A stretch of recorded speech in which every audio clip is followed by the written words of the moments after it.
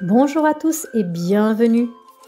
Si toi aussi tu essaies d'apprendre tes tables de multiplication et que tu trouves ça long et compliqué, alors tu vas voir dans cette vidéo comment faire pour y parvenir plus rapidement, plus facilement. Dans cette vidéo, nous allons donner quelques prérequis nécessaires pour comprendre le sens de la multiplication. Dans une deuxième vidéo, nous observerons alors les 10 tables de multiplication pour en dégager une méthode d'apprentissage en 15 jours.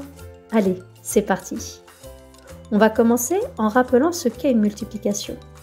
Sans doute, tu sais déjà que multiplier, c'est additionner plusieurs fois de suite une même quantité.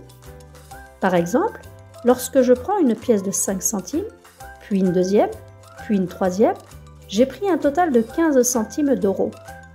Pour calculer cette somme, je peux soit additionner chaque montant, et donc faire 5 plus 5 plus 5, soit multiplier ma pièce de 5 centimes par 3, et donc faire 5 fois 3.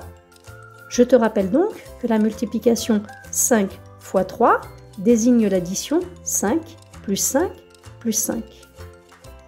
Mais maintenant, si je veux prendre 300 pièces de 5 centimes, je m'aperçois qu'il sera plus rapide pour moi de connaître par cœur le résultat 300 fois 5 plutôt que d'additionner 300 fois de suite le montant 5 centimes. Tu comprends ainsi que multiplier, ça permet de faire des calculs bien plus rapidement qu'en utilisant les additions successives. Je vais maintenant te rappeler le vocabulaire associé aux multiplications. Il faut que tu saches que les nombres que l'on multiplie sont appelés les facteurs. Et le résultat obtenu, lui, est appelé le produit. Pour terminer, je vais nommer une propriété très importante et surtout évidente de la multiplication, celle de la commutativité. C'est un terme que tu as peut-être déjà rencontré ou que tu rencontreras bientôt. Voyons cette propriété sur un exemple.